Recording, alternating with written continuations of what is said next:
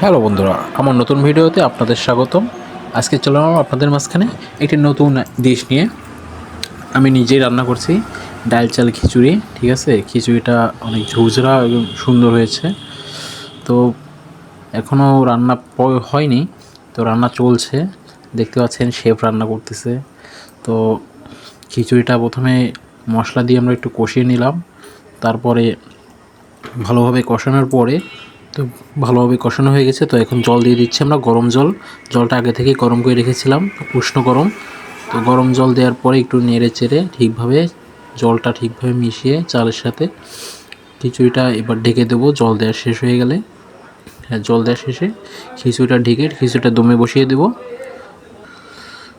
তো খিচুড়িটার সাথে ভালোভাবে মিশিয়ে নিচ্ছি গরম জলটা, যাতে কোথাও কোনো চাল না থাকে বা কোনো ডাল না থাকে, যাতে এগুলা সিদ্ধ হয়ে যায় সব ভালো মতো। তো ভালোভাবেই নাড়িয়ে নিচ্ছি।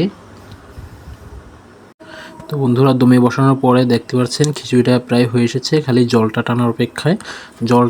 জলটা টেনে যাবে অবশ্যই, আপনার কিছুক্ষণ হালকা আছে জলটা দিয়ে দেবে, তাহলে খিচুড়িটা হয়ে যাবে।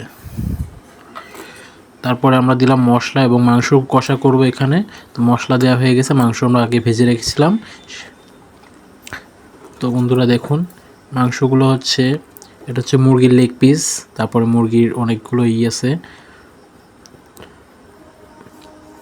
তো যাই বলি, খেতে খুব দারুণ হয়েছিল, খুব মজা হয়েছিল। ধন্যবাদ সকলকে।